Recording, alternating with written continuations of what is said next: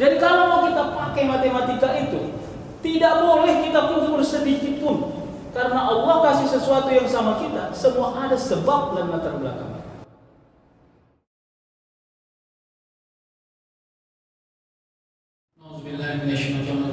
Bismillahirrahmanirrahim. Assalamualaikum warahmatullahi wabarakatuh. Hamdan wa syukran lillah, salatan wa salaman ala rasulillah la nabiyya ba'dah. Asyhadu an la ilaha illallah wa asyhadu anna Muhammadan abduhu wa rasuluh. Allahumma shalli ala Muhammadin tibbil qulub wa dawaiha wa afiyatil abdani wa shifaiha wa nuril absari wa diyaiha wa ala alihi wa sahbihi ajma'in. Allahumma rabbi shrah li sadri wa yassir li amri wa hlul 'uqdatam min lisani yafqahu qawli. Hasbunallah wa ni'mal wakil, ni'mal maula wa ni'man nasir. Ghufranaka rabbana wa ilaikal masir, wa la haula wa la quwwata illa billahil aliyyil azim. Kepada Allah kita bermunajat, bersyukur, berdoa. Allah ampunkan dosa-dosa kita, diberikan hidayah, petunjuk, perlindungan atas semua pekerjaan, perbuatan, dari mulai niat sampai pada akhir dari perbuatan kita, insyaallah mendapat perlindungan dari Allah. Kepada Allah kita bermunajat, dijauhkan Allah dari mara bahaya, dari bala, dari cobaan, diberikan kemudahan, keijabahan dalam semua doa-doa kita. Diberikan Allah kepada kita keturunan-keturunan yang mulia dan taat kepada Allah Subhanahu wa taala. Secara khusus kita berdoa, Allah berikan ilmu dan hikmah kepada kita. Diberikan Allah kepada saudara-saudara kita yang sedang dalam sakit, kesulitan, diberikan Allah kesehatan, kesembuhan, keafiatan. Saudara-saudara kita yang sedang dalam kemiskinan dan kesukaran, diluaskan Allah rezekinya, dimudahkan Allah urusannya. Saudara-saudara kita yang sedang lemah imannya, diberikan Allah hidayah. Insyaallah kita semua adalah orang yang husnul khatimah. Salawat dan salam kita hadiahkan kepada Rasulullah sallallahu alaihi wasallam. Allahumma shalli ala sayyidina Muhammad wa ala alihi wa sahbihi ajma'in. Mudah-mudahan kita tetap istiqomah menjadikan Rasulullah sebagai uswatun hasanah. Doa kita kepada Ustaz Hasbi, mudah-mudahan sehat walafiat. Beliau katanya tadi pagi baru berkusuk, jadi dia kakinya katanya mudah-mudahan sehat walafiat. Jadi saya ini junior nih Pak, jadi hukum alamnya sebagai junior harus patuh kepada senior. Jadi begitu ya, kita doakan sehat walafiat.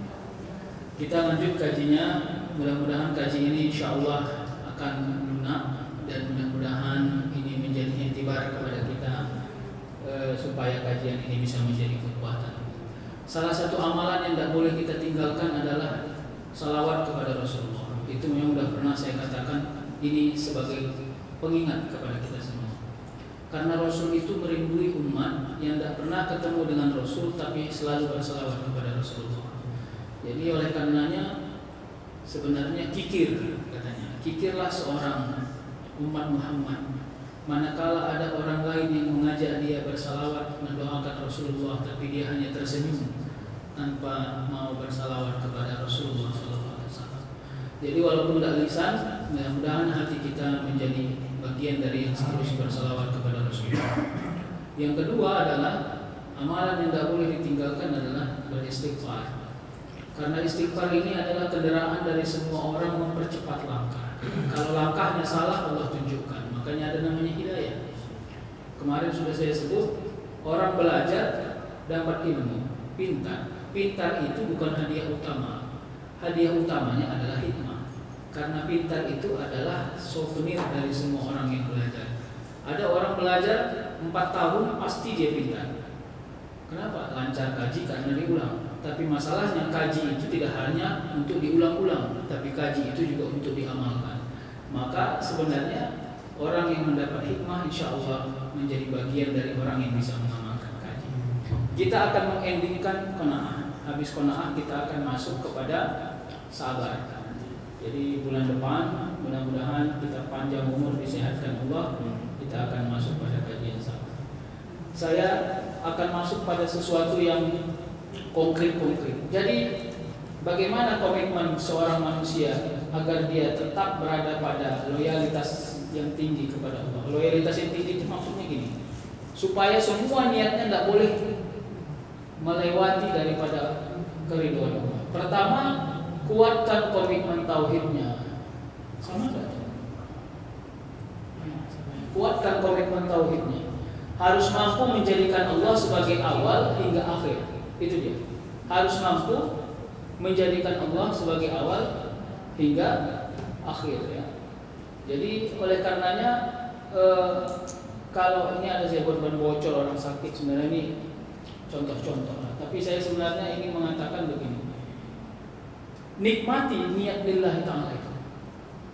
Sebenarnya kalau kita mampu mengatakan lillahi ta'ala, itu nikmat luar biasa. Usolli fardul isya arba'a raka'atin mustaqbilal qiblah adaan lillahi ta'ala, itu sebenarnya nikmat kali. Sama juga sedekah, sama juga bahkan bersabar. Kalau kita dapat ujian, sebut lillahi ta'ala, ya Allah, hari ini sakit hatiku sebenarnya, sakit kali, tapi izinkan aku belajar bersabar dari semua yang terjadi hari ini lillahi ta'ala, karena ya Allah. Makanya ini bukan kajian kuala bu yang saya selalu bilang, enggak. Ini adalah kajian harus menjadi implementasi dalam semua hidup kita. Supaya apa? Karena gini, yang merancang hidup kita itu adalah Allah Subhanahu wa taala. Jadi seperti hidup yang bersinar. Jadi manusia jalan. Kalau dia jalan dalam kegelapan, ini gelap Pak. Maka semua hajat kita lillahi ta'ala tadi itu, lillahi ta'ala itu membuat bersinar jalan yang akan kita lewati. Sehingga mata kita, mata jasmani kita, bukan mata rohani, mata jasmani kita benar-benar melihat di depan ini adalah jalan yang baik. Kalau di sini ada kejahatan, diajak kawan kita berbuat jahat, mata kita tidak mau melihat ini sebagai sebuah nikmat. Kenapa? Karena Allah sudah kasih pandu, Allah sudah kasih, itulah hidayah kita tadi. Allah sudah kasih panduan supaya kita tidak terjebak dengan kejahatan.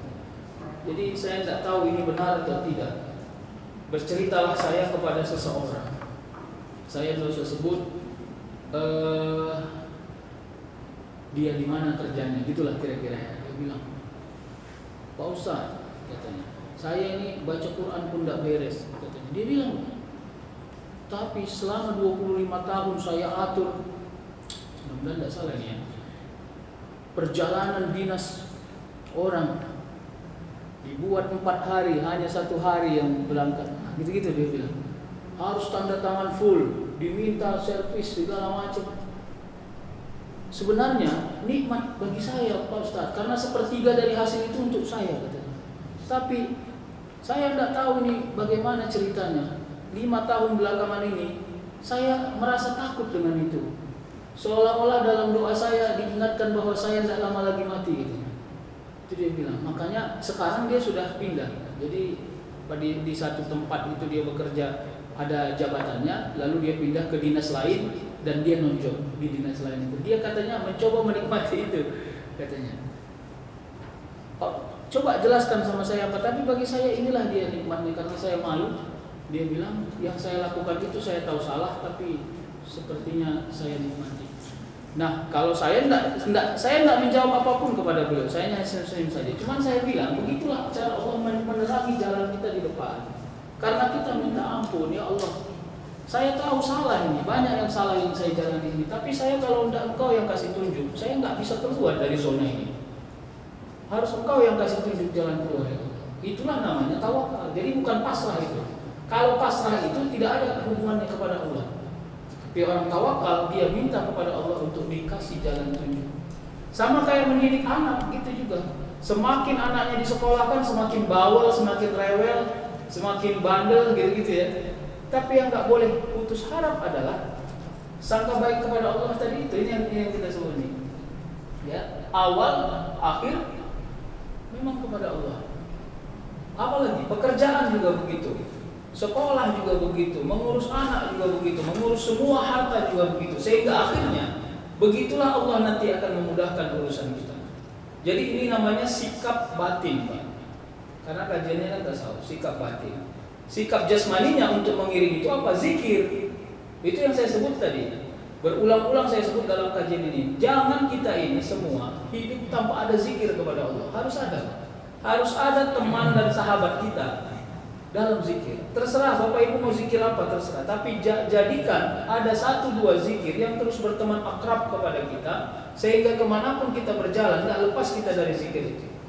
Karena dia akan menjadi, kalau istilahnya film-film itu, dia menjadi senjata itu, Pak. Senjata gitu.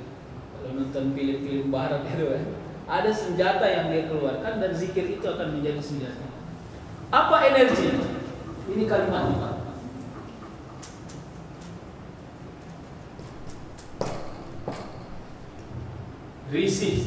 Risih ini nanti akhirnya lahirnya malu. Bahasa Arabnya al-haya. Ini sebenarnya hadiah. Kalau Allah sudah mulai kasih kepada kita risih melihat kejahatan, kejelekan, itu baik, itu adalah rezeki. Kalau Allah sudah kasih kita risih melihat kejahatan, nengok orang buka aurat, risih kita. Misalnya ini ya. Jadi begitulah cara Allah memberi hadiah kepada kita atas semua apa zikir-zikir yang saya sebutkan itu. Kita minta kepada Allah, ya Allah berikanlah kekuatan agar anakku ini bisa tidak tinggal sholat. Misalnya begitu doa kita kan. Dimanapun dia berada dia tidak tinggal sholatnya. Misalnya begitu doa kita. Lalu bagaimana Allah hadiahkan kepada kita? Risih kita melihat anak kita tidak sholat. Sebab itu nasihat kita tidak pernah alpa. Kita terus nasihati lama-lama. Jadi hubungan sebab akibatnya begitu selalu yang Allah buat. Nah yang menjadi masalah, ini masalahnya bukan masalah benar ya, masalah dalam makna yang negatif. Kita nggak ada rasa risih, itu masalahnya. Nggak ada rasa risih, itu yang bahaya. Apalagi rasa risih kita itu tidak ada pada sesuatu yang Allah sudah perintah. Tinggal puasa, tinggal sholat, yang gitu-gitu itu. Kalau tidak ada rasa risih kita, berarti ada sesuatu yang salah, terputus dari hati kita. Nah inilah yang menurut saya, ini implementasi dari amar ma'ruf nahi munkar.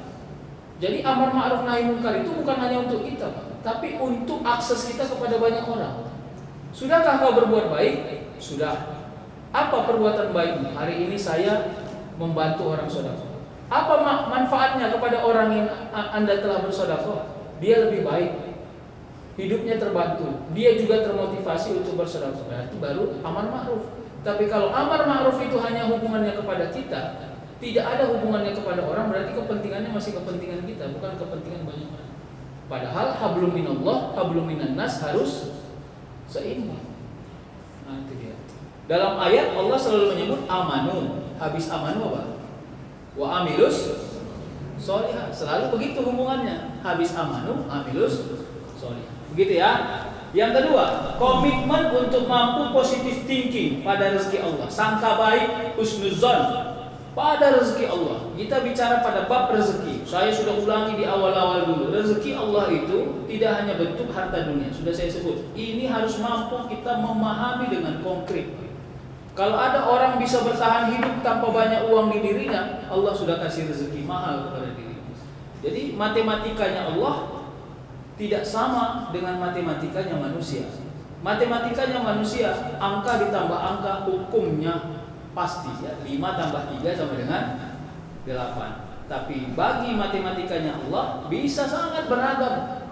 8 itu adalah jumlah yang kau miliki, tapi manfaatnya bisa jadi 6. Atau sebaliknya, manfaatnya bisa jadi 15. Kira-kira tergantung siapa? Tergantung keriduan Allah kepada kita, keriduan kita kepada Allah, gitu ya. Jadi kulillahumma malikal mulk, gitu ya. Ada rezeki yang didapatkan, ada rezeki yang dipertahankan, ada takdir yang tersurat, ada takdir yang tersirat, ya. Jadi apakah takdir bisa dirubah? Jawabannya bisa dalam makna pikiran manusia. Tapi kalau di rancangan Allah, takdir tidak bisa dirubah. Karena perubahan itu sendiri sudah Allah buat, gitu kira-kira. Jadi nggak ada yang melewati tidak ada yang melewati dari semua yang Allah takdirkan. Yang ketiga, komitmen peduli terhadap masa depan bangsa dan agama. Kenapa harus kita sebut bangsa dan agama? Apakah Islam ini mengajarkan peduli kepada bangsa? Oh iya. Rasul waktu di Madinah dia membangun komitmen kepada orang non-Muslim, Pak. Hati-hati, kita ini harus kita garis bawahi ini. Banyak komitmen yang dibangun, termasuk Piagam Madinah. Salah satu itu kalau disebut itu adalah perjanjian internasional tentang peperangan. Tidak boleh membunuh anak-anak, tidak boleh memotong pohon, tidak boleh membunuh orang yang berlindung di rumah dan di rumah ibadah. Itu perjanjian internasional salah satunya. Kenapa? Karena ada hak asasi di dalamnya. Makanya kalau terjadi waktu itu Palestina dan seterusnya, sebenarnya kalau kita kembali kepada Piagam Madinah, banyak yang dilanggar itu sebenarnya aturan-aturan secara internasional. Nah, komitmen kepada bangsa ini apa doanya? Kajian Ustadz kan bukan kajian fikih siasat, kajian tasawuf. Bagaimana kajian tasawufnya? Begini, berdoalah kepada Allah untuk bangsa ini, agar bangsa ini sesuai dengan kodrat keilahian. Artinya apa? Punya pemimpin yang taat kepada Allah. Bagaimana bisa memberi indikasi bahwa pemimpin itu taat pada Allah? Pertama, kalau dia tidak mampu membuat aturan yang mengedepankan nilai-nilai keislaman, paling tidak yang dia buat aturan tidak melenceng dari jalan Islam. Itu dua tipologi. Apa-apa lah. Makanya saya termasuk orang yang waktu kemarin Idul Adha di majelis ulama termasuk orang yang tidak mau membuat himbauan. Makanya banyak dari fosil mana himbauan, saya tidak mau. Karena saya tidak mau kalau ada tanda tangan saya di situ lalu masjid tutup tidak sholat di saya tidak mau. Saya tidak mau bertanggung jawab. Jadi makanya kenapa MUI Medan tidak buat himbauan? Karena saya tidak mau. Ya, mana mungkin ketua aja yang tanda tangan di situ, karena saya ada sekretaris. Makanya akhirnya kita pulangi kepada majelis himbauan majelis ulama sunnah. Gini Pak, kalau kita sholat di depan ada ular yang lewat, boleh kita pindah sholat, ularnya kelihatan. Tapi kalau kita sholat, dibilang orang, hei hati-hati kau sholat di sini sering lewat ular. Sudah bolehkah kita berpindah dan ketika kita laksana sholat? Belum, karena masih kata orang sering lewat ular. Yang kedua, ada orang, saya tidak mau sholat di masjid. Kenapa? AC-nya dingin kali, tidak bisa saya sholat di masjid, dingin kali AC-nya. Itulah sebabnya saya di rumah saja sholat.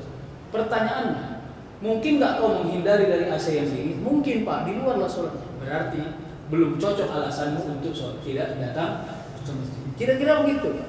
Jadi al-hukmu bizzawahir. Kalau kita takut, takutnya harus kelihatan. Tidak boleh takut yang kira-kira gitu. Jadi maka oleh karena itu ditambah lagi secara empirik, tidak ada aktivitas masjid Idul Fitri, Idul Adha lewat dari 1 jam. Silahkan cek. Mau dia ada keadaan COVID atau tidak COVID. 1 jam itu sudah lama kali. Mulai dari orang takbir jam 7, jam setengah 8 sholat, ya, jam 8 sudah selesai biasanya. 8.15 paling lama sudah selesai. Ya. Kira-kira potensi apa yang terjadi di sana? Dibanding di pasar. Kalau Bapak Ibu pergi ke Simpang Limun, pergilah subuh-subuh. Emak saya dikubur di belakang Simpang Limun itu, Pak. Sambil jualan, orang-orang jualan itu nggak ada corona di sini, nggak ada corona di sini. Kata orang itu. Maksud adillah kita, kira-kira gitu. Nah, saya tidak bilang tidak adil atau bagaimana. Kita harus mampu melihatnya secara elastis dan proporsional. Kira-kira gitu. Jadi bangsa kita ini kita berdoa kepada Allah agar semua orang-orang yang ada di dalamnya, kalaupun dia memutuskan satu perkara untuk kemaslahatan manusia, tapi dia tidak mengingkari kemaslahatan agamanya. Itu penting. Karena dalam maqasidus syariah ada namanya hifzuddin, ada namanya hifzun nafs, memelihara agama, memelihara diri. Mana di luar? Dipelihara agama atau dipelihara diri? Ada orang bilang, Pak Ustadz, mana mungkin kita bisa memelihara agama kalau tidak memelihara diri. Oh iya, tapi tidak semua orang yang terpelihara dirinya berani memelihara agama. Hati-hati Pak. Apakah semua orang hidup beragama? Tidak. Kalau gitu kita harus priority kepada memelihara agama, agar dengan agama itu orang positive thinking dalam hidupnya. Maka kalau saya melihatnya hifzuddin, memelihara agama dulu, baru memelihara jiwa. Bukan memelihara jiwa dulu, baru memelihara agama. Maka yang tak boleh dilanggar adalah porsi-porsi dasar agama ini, nggak boleh dilanggar. Nah, kira-kira itu. Tapi juga kita jangan sakit, sama kayak masker. Apa tujuan pakai masker? Jujur-jujurlah kita dulu, ini sebenarnya direkam. Sama kayak orang naik kereta, naik motor, dipanggil sama Pak Polisi di depan itu, stop. Ada orang naik motor. Mana STNK, mana SIM dia kasih. Sepeda motor ada spionnya 2 lengkap, dia punya ban semua lengkap, ya, pakai helm. Lalu polisinya bilang, Saya mau puji Anda karena Anda ini lengkap, sempurna. Harusnya semua orang yang naik motor kayak Anda inilah ini orangnya. Lalu ditanya sama Pak Polisi itu, coba Anda sebutkan dulu, kenapa Anda pakai helm? Lalu dengan polosnya yang naik kereta itu bilang, karena ada Bapak, makanya saya pakai helm. Coba Pak, bolehkah kita marah? Nggak boleh, karena dia sudah pakai helm. Tapi tujuan dia pakai helm belum lurus. Sama kayak pakai masker, untuk apa pakai masker? Kita jawab, ini dari sisi agama Pak, supaya jangan ditangkap Satgas Covid, supaya orang di masjid dan diusir kita dari masjid. Sampai di situ niat kita. Makanya mohon maaf ini, mohon ampun kepada Allah, taatnya kita pakai masker tidak berkontribusi positif mengurangi pencegahan Covid karena berbatasnya. Saya waktu Idul Adha itu ceramah saya di Al-Jihad, saya bilang, maka harus kita luruskan niat ini. Kita ikut berkontribusi kepada bangsa untuk mencegah Covid ini. Niat kita pakai masker tidak hanya sebatas bahwa orang tahu kita ikut protokol Covid, tidak hanya itu. Kalau sampai di situ, samalah kayak orang naik kereta pakai helm, dia tidak pernah paham kajian helm itu kajian masa depan. Kalau kau terjatuh, berlanggar, jatuh kepalamu, paling tidak ada yang terjaga melalui helm itu. Tapi tidak sampai ke situ paham kita, karena kita anggap tidak ditangkap polisi adalah sebuah prestasi. Nah, kira-kira gitu. Maka Bapak Ibu penting, maka kepada bangsa ini tidak boleh apatis.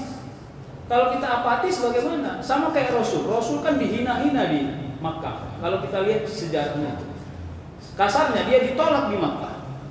Lalu akhirnya dia hijrah ke Madinah. Bahkan dalam satu riwayat dia hijrah tengah malam. Kenapa? Melarikan diri dari khalayak ramai. Dalam satu riwayat lagi dia membuka jalan baru supaya perjalanan dia hijrah itu tidak dijangkau atau diakses oleh musuh, oleh orang-orang kafir ketika itu. Kenapa? Karena orang benci betul sama dia. Tapi apakah Rasul pesimis? Tidak. Apakah Rasul manja? Bagaimana manjanya Rasul? Rasul kan bisa doa, ya Allah, udah pening kali aku tengok ini, balikkan aja lah ini Makkah ini, kurasa ini bandel kali orang Makkah. Tidak ada. Jadi kita tidak boleh pesimis. Kita harus berada di samping pemerintah untuk bersangka baik, melewati, mengurangi daripada pencegahan COVID-19. Saya tidak tahu, semalam saya mengikuti seminar. Katanya begini, semua kejadian alam yang pandemi hanya bisa minimal 5 tahun baru habis tuntas. Minimal itu. Wallah alam, benar atau tidak? Itu seorang dokter yang ngomong. Sekarang terlalu banyak ilmu dan literatur, pening juga kepala awal, kan gitu kan. Katanya kejadian alam yang sifatnya pandemi tidak bisa selesai 1-2 tahun. Itu minimal 5 tahun. Berarti saya sudah mikir 5 tahun anakku tidak sekolah. Sekarang anakku kelas 3 udah mau SMP lah, dia tidak pernah dia jumpa gurunya. Kira-kira begitu. Nauzubillah. Tapi begitulah Allah kasih ujian kepada kita agar kita mampu beradaptasi dalam ujian itu. Baik ya. Kepada agama, khususnya dalam bidang pendidikan, ekonomi, sosial, politik. Jadi jangan bilang qanaah itu tidak mengupgrade masalah ekonomi, masalah sosial, masalah politik. Masalah ekonomi gimana? Jelas Pak. Saya ingin bilang, jangan ecek-ecek melihat puasa. Puasa ini adalah ilmu besar yang Allah ajarkan kepada kita agar kita struggle, bertahan walaupun kita tidak makan dan tidak minum. Orang beriman itu bilang, saya hidup walaupun tidak makan. Kalau kajian tasawufnya, makanya supaya orang yang kelaparan itu tidak terhina, supaya orang kelaparan itu tidak terhina, Allah buatlah puasa, karena puasa itu cara Allah melegalkan orang yang lapar. Supaya orang yang lapar itu mulia. Hati-hati Pak. Jadi apa bedanya orang yang kelaparan dengan orang yang lapar? Orang yang kelaparan dia berhajat pada makan untuk menaikkan derajatnya. Kalau orang yang lapar dia berharap kepada Allah melalui laparnya, mungkin puasanya, supaya dia mendapat derajat yang tinggi kepada Allah. Jadi sudah sejalan. Sosial apa? Ilmu sosial. Di dalam ilmu sosial Allah sebut bahwa tidak boleh pamrih. Melakukan sesuatu dengan ikhlas, mukhlishina lahuddin. Ya, ada budaya yang dulu diamalkan oleh kita. Kalau ada orang lewat naik kereta atau naik mobil, buka kaca lalu nanya, "Bang, boleh tahu nggak jalan ini di mana?" Gitu. Apa kita bilang? Sopan kok, turun kok dulu. Nggak ada adabnya. Turun. Nanti kalau turun baru kau tanya. Jangan langsung marah kita. Kenapa? Karena kita harus dihormati orang untuk berbuat baik. Nah itu masalahnya. Salah itu Ustaz, nggak salah, tapi itu belum sempurna. Kalau mau berbuat baik aja. Perkara orang lupa menghormati kita karena kita sudah baik, nah itu urusan dia kepada dirinya, tidak urusan kita. Tapi payah, cuman itu harus dilakukan. Nah, problem sosial kita belakangan ini adalah kita suka pamrih atas kebaikan kita. Nauzubillah. Pada konsep yang paling kecil, kita suka pamrih. Sama juga kita menggeser kewajiban kita. Kenapa Anda buang sampah sembarangan? Pak Ustadz, apa kerja tukang sampah digaji pemerintah tiap bulan kalau tidak ngambil sampah ini? Paradigmanya salah, Pak. Jadi kita menganggap sampah kita harus sengaja kita buang karena supaya ada kerjaan tukang sampah. Tapi orang-orang di negara modern sudah menggeser paradigma, membuang sampah menjadi jati diri. Saya melihat langsung itu waktu berangkat haji, kebetulan camp saya tidak jauh dari campnya orang-orang Jepang yang sedikit orang itu cuma satu campnya. Bayangkan orang itu lama pulang dari Arafah hanya untuk ikut membantu memberisi sampah-sampah itu, padahal bukan sampah mereka. Kira-kira gitu. Tapi kita kan nggak boleh menauladani orang secara ansih lalu kita melupakan jati diri kita. Kita evaluasi aja. Kenapa? Itu konsep sosial. Kita ini sering sekali menggantungkan kewajiban kepada orang lalu menghilangkan kewajiban kita. Nauzubillah. Makanya orang qanaah dia memahami bahwa yang mampu dia kerjakan secara maksimal, kerjakan secara maksimal. Sama yang saya selalu bilang di mana-mana. Masjid ini, siapa penanggung jawab untuk membersihkannya dan memakmurkannya? Semua jamaah, bukan hanya BKM, bukan hanya Nazir. Jadi tidak boleh disalah-salahi. Ini BKM tidak beres, ini BKM. Jangan begitu. Seolah-olah BKM yang masuk surga, kita tidak masuk surga. Karena kita berada di masjid ini, tanggung jawab kita bersama. Ada sampah, ambil, kutip sendiri, buang. Apa masalah? Kira-kira gitu. Bahkan ada orang berlomba-lomba membersihkan masjid karena dia menganggap kalau ada tangannya dan tenaganya ikut membersihkan masjid, Allah akan muliakan dirinya. Dulu falsafah ini berkembang. Nah sekarang siapa seksi kebersihan di masjid ini? Memang ini tidak bagus ini seksi kebersihan ini katanya. Tidak begitu, Pak. Sekarang eranya kita mengerjakan yang mampu maksimal kita kerjakan. Kenapa? Karena untuk berkontribusi untuk bangsa ini tidak boleh tunjuk orang. Tunjuklah diri sendiri kira-kira gitu. Orang qanaah seperti itu. Yang berikutnya politik. Kita tidak boleh benci kepada politik.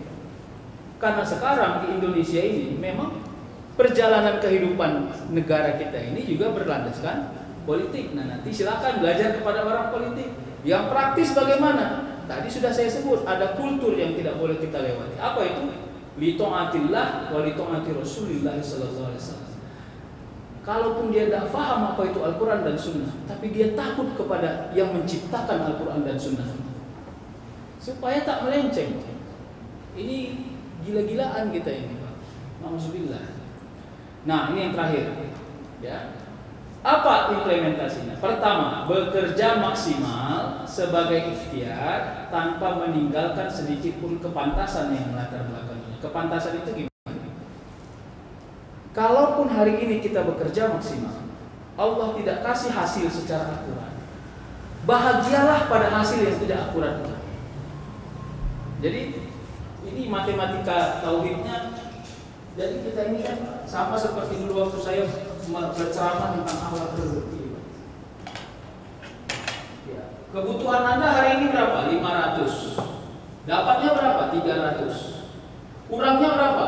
2. Ini matematika kita kan? Udah? Lalu dia pulang dengan sempoyongan. Kenapa? Karena dia hanya dapat 300. Padahal dia harap 500. Dia bilang hari ini saya rugi karena saya tidak dapat 200. Nah sekarang coba adaptasikan 200 ini dengan tenaga satu syukur. Apa syukurnya? Ya Allah terima kasih, Kau sudah kasih aku mendapatkan 300. Itu dulu. Yang kedua, evaluasi.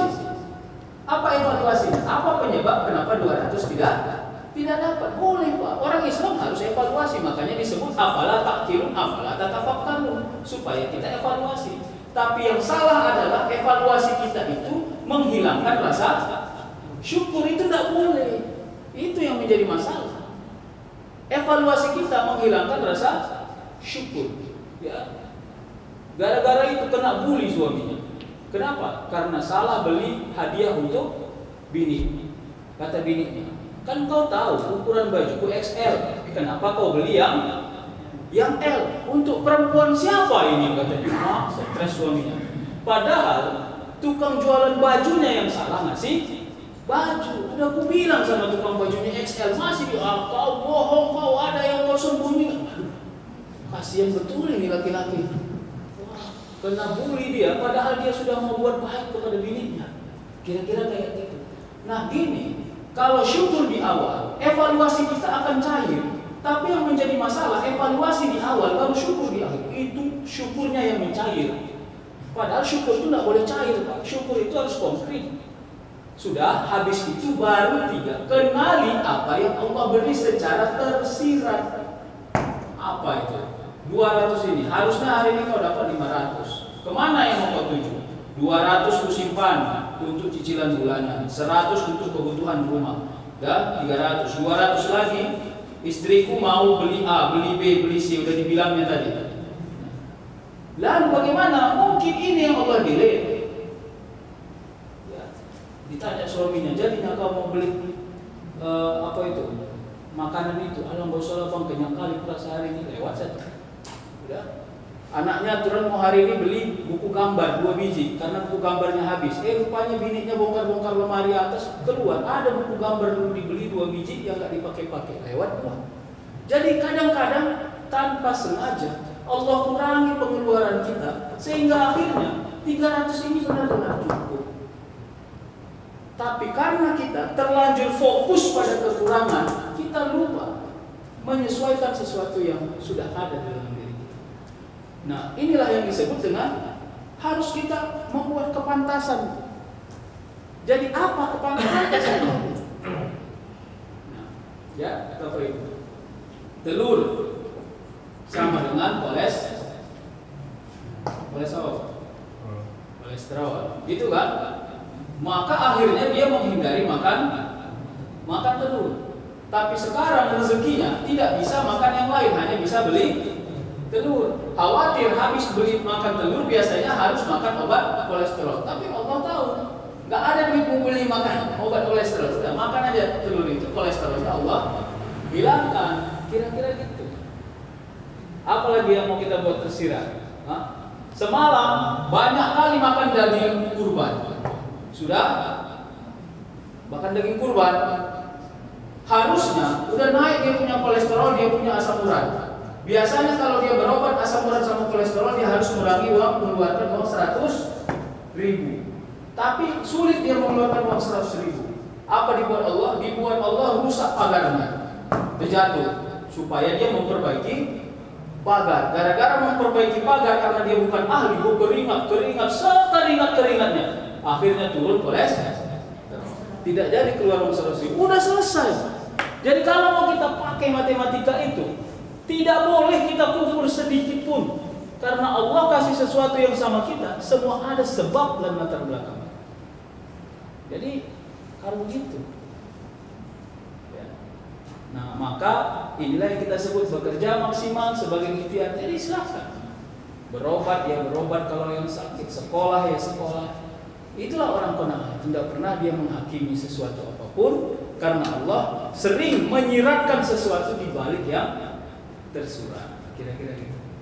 Yang kedua, memisahkan diri dari menghakimi hasil akhir. Jadi hakim itu apa kerjanya? Memutuskan perkara benar atau salah. Bapak Ibu, sebijak-bijaknya orang menjawab, ya ini benar atau salah, maka sebenarnya harus mampu kita membuat alasan. Kalau benar itu kenapa? Kalau salah itu kenapa? Supaya kita, orang yang mendengarkan juga tidak hanya tahu itu benar atau itu salah, tapi dia tahu alasannya kenapa itu benar, kenapa itu salah. Itulah dia namanya menghakimi. Tidak perlu menghakimi, Allah yang kasih. Ya, Bapak Ibu. Baik, yang ketiga, kepuasan rezeki terletak pada kemanfaatan. Hati-hati, kalau Allah sudah kasih itu, berarti banyak kali rezeki kita, Pak. Air putih. Coba, siapa sekarang orang yang bekerja bawa air putih besar-besar? Gitu kan? Orang di kota-kota kan gitu. Itu kalau Bapak Ibu bilang sama orang kampung, tahu apa kata orang kampung? Pelit-pelit kali orang kota nih. Minum pun ke kantor bawanya air putih. Awak kalau bisa rasa stroberi sama rasa anggur. Ini minum air putih. Pelit kali orang kampung ini. Kenapa? Karena kita sudah basicnya adalah manfaat. Nanti kalau kita ini, Bapak Ibu, jadi ciri-ciri orang yang Allah tinggikan manfaat kepada dirinya, dikurang-kuranginya nikmat yang prestis. Sederhana. Bu, dulu ibu tengok asik bersoleh aja saya kemana-mana. Sekarang kenapa tidak bersoleh lagi? Coba tanya. Supaya hilang pandangan banyak orang kepada saya. Dulu kalau bisa semua orang nengok ya, kenapa sekarang ibu tidak mau dipandang orang? Karena pandangan orang yang berlebih khawatir menjadi subhan, menjadi sesuatu yang mas. Jadi ada orang yang sudah mulai menurunkan ritmenya. Kenapa? Tadi sudah saya sebut al-haya. Jadi al-haya ini, rasa malu ini hadiah. Al-haya. Jadi perilakunya para ulama dulu, saya kasih tahu lah ya, sedikit. Ini lucu juga menurut saya.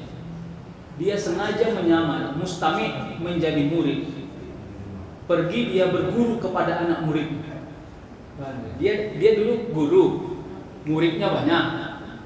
Lalu muridnya ini sudah punya padepokan gitu kira-kira, sudah punya perguruan lah kira-kira gitu ya, yang selalu saja mendapatkan murid yang banyak menghadirkan.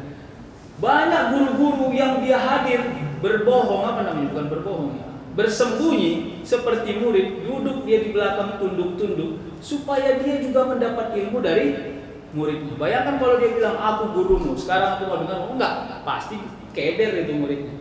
Tapi kenapa orang-orang dulu bersembunyi? Karena dia tahu, ya, dia mau cari manfaat, ya. Jadi tidak prestis ansih yang mau dia cari. Jadi memisahkan dari diri dan menghakimi hasil akhir. Sudah, hasil akhir Allah yang punya. Yang ketiga, kepuasan rezeki terletak dua tadi. Mengurangi hidup yang prestisius negatif.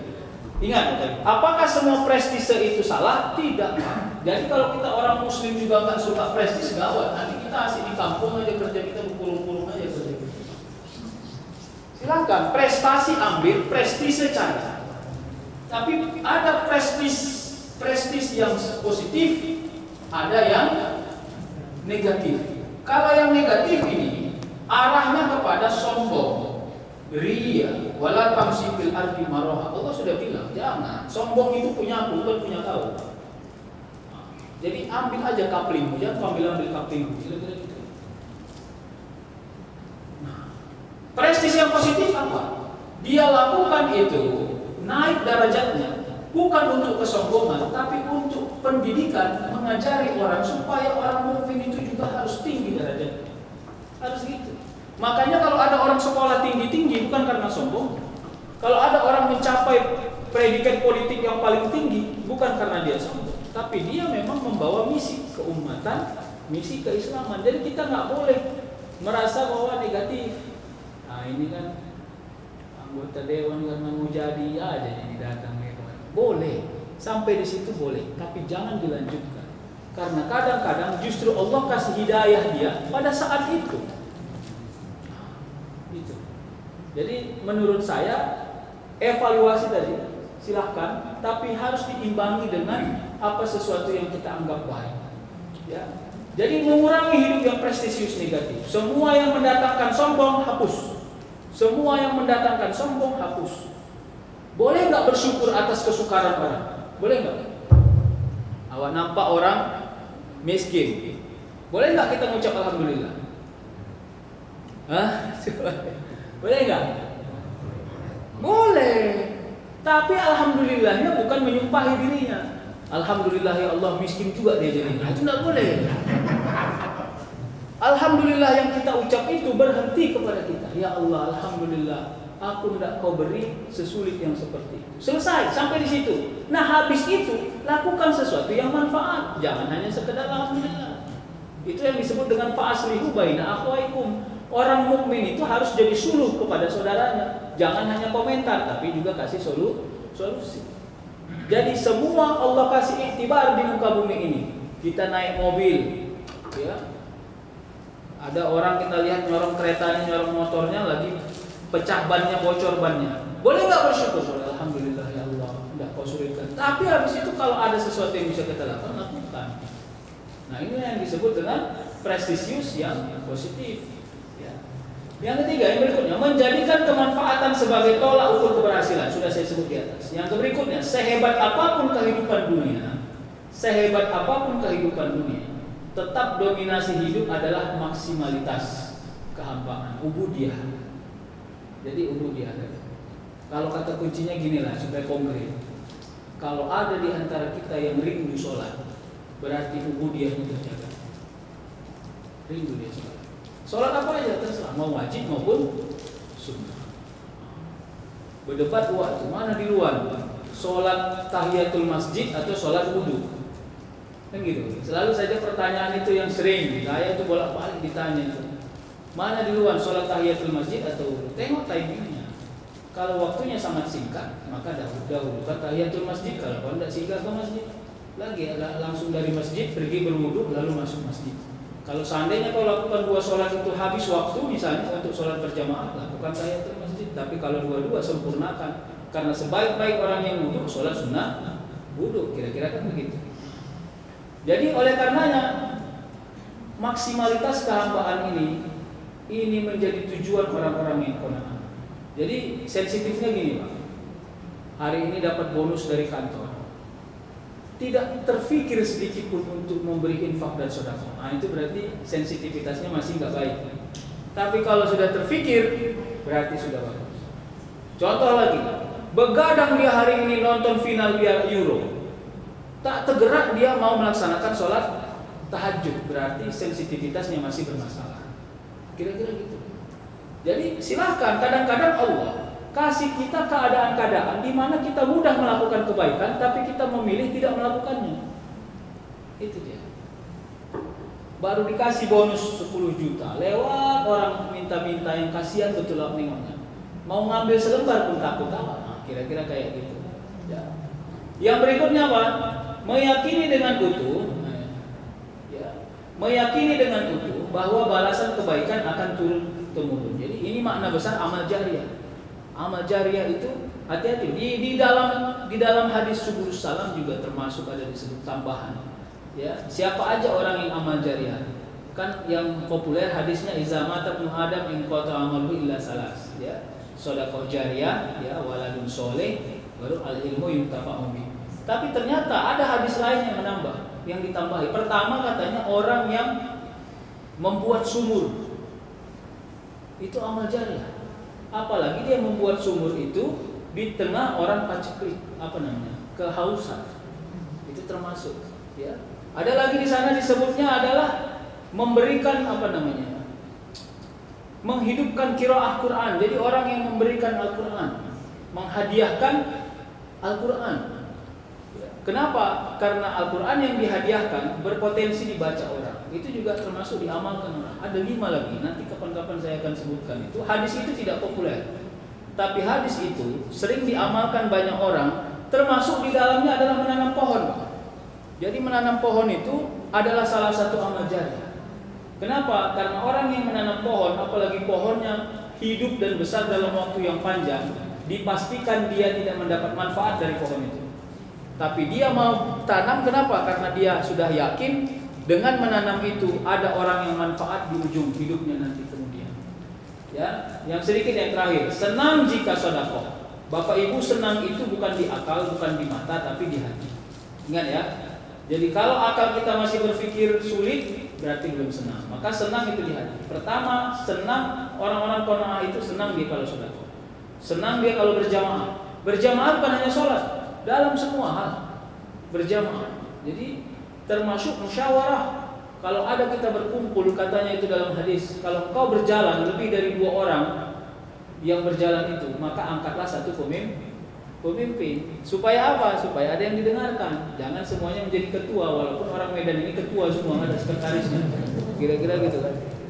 Asal jumpa ketua, kapan pun dilantik nggak tahu, pokoknya ketua lah semua. Kira-kira gitu. Ya, membaca dan belajar Al-Quran, Bapak Ibu, ini yang mulai hilang. Ya, kalau saya ingin sebut evaluasi kita semua, seberapa tinggikah frekuensi kita untuk membaca Quran? Gini, kalau membaca Al-Quran dipakai pada pandangan pikiran, pasti kita tidak mau membacanya.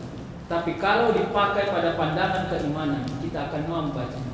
Karena Al-Quran itu dibaca, ya, Allah sebut dalam Al-Quran, wa nunazzilu minal Qur'ani ma huwa shifa wa rahmah lil mu'minin. Jadi syifa itu bukan hanya mengobati kalau orang sedang flu lalu dikasih obat, tapi syifa itu adalah merubah karakter. Jadi ada orang yang mudah memaafkan bukan karena dia pernah belajar maaf, tapi karena dia sering membaca Al-Quran. Jadi gitu-gitu sebenarnya yang paling sering gitu. Nah, yang berikutnya apa? Mengikuti majelis ilmu. Ya, saya yang nggak tahu ya, tapi memang benar-benar terlintas betul di dalam pikiran saya. Bagaimana ghirah yang tinggi itu kalau di Jawa Timur itu banyak gitu ya. Kalau ada orang sudah berhasil dia berguru kepada si an ulama itu kayaknya tinggi betul bahagianya. Bisa berguru, bisa. Hari apa? Setiap Senin malam jam 9. Wah. Bayangkan, Pak, jam 9 ngajinya, jam 8 udah di sana orang ngantri. Kayak ngantrinya ke dokter. Kira-kira gitu. Saya nggak tahu Bapak Ibu merasakan itu, tapi saya pernah merasakan yang kayak gitu. Mengantri, pernah ke satu guru namanya Ayat Karutum namanya, Allah ya, mudah-mudahan Allah mengampuni dosanya. Jadi begitu mendaftar ke dia, kami dapat urutan keempat dari gelombang. Jadi gelombang satu gelombang ada 6 pertemuan. 6 kali 4, 6 kali apa berapa? Jadi menunggu 18 kali pertemuan dululah baru kami masuk gelombang berikutnya. Karena guru itu tidak mau banyak-banyak murid, dia hanya mau ngajarin 6 orang. 6 orang aja, nggak mau. Sampai gitu, Pak. Kenapa? Karena butuhnya kepada majelis ilmu. Tidak hanya seremonialistik. Kata guru kami, nggak tahu, guru kami memang orang kampungan. Katanya, yang diharapkan dari ilmu itu bukan pintarnya, tapi barokahnya. Selalu saja itu yang bolak-balik diomongin. Saya juga nggak paham apa itu. Tapi itulah, menurut saya barokah itu implementasinya pada pengamalan. Pengamalan itu implementasinya pada amar ma'ruf nahi munkar. Amar ma'rufnya apa? Ketika dia ingin disuruh berbuat baik, mudah rasanya. Ketika dia dihadapkan pada kemungkaran, mudah dia menghindari. Gitu. Kira-kira gitu. Nauzubillah, ya. Berikutnya apa? Bermanfaat pada orang lain. Itu yang saya sebut pada hal yang kecil saja. Saya ingin sebut yang sensitif-sensitif. Tetangga kita mau pergi keluar kota, rupanya gembok rumahnya macet, tidak bisa digembok lagi begini, tidak bisa dia udah lost dia gitu. Sementara kita punya gembok rumah dan kita berencana tidak pergi dalam waktu seminggu ke depan. Sampai ke situ, maukah kita meminjamkan gembok rumah hanya untuk dia? Sampai gitu-gitu. Jadi kita tidak mau hilang kendali pada manfaat sekecil apapun manfaat itu. Itu tipologi orang qanaah itu. Sekecil apapun manfaat itu dia mudahkan semua urusan dia. Selalu mendoakan orang lain, ini tipologi orang qanaah. Jadi di dalam doa kita ada tersurat doa kita untuk orang selain dari diri kita, siapapun itu. Nah, kalau ulama dulu percaya dia, kalau Allah ingatkan di kepala kita tentang si Anu, sering begini-gini tuh, saya udah lama kali nggak ketemu dengan si Anu katanya.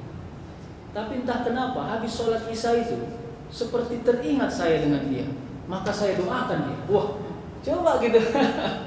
Jadi kita ini melevelkan diri untuk melibatkan orang banyak di dalam doa kita, walaupun dia tidak menguntungkan kepada kita. Tapi kita ini sering berhenti pada keuntungan. Kalau saya doakan dia, apa keuntungannya? Kira-kira gitu. Memaafkan, Bapak Ibu, ini perbuatan yang paling sulit. Orang qanaah itu membiasakan diri memaafkan. Dimaafkan dan memaafkan, sebenarnya yang lebih tinggi derajatnya adalah memaafkan. Ya, karena dimaafkan itu adalah harapan semua manusia. Tapi memaafkan itu sulit. Apa bedanya memaafkan dan mengampuni? Kalau mengampuni itu punya Allah, kalau memaafkan itu punyanya manusia. Memaklumi kekhilafan. Kekhilafan ini harus kita luruskan, bukan khilaf dalam doa. tapi khilaf dalam tabiat.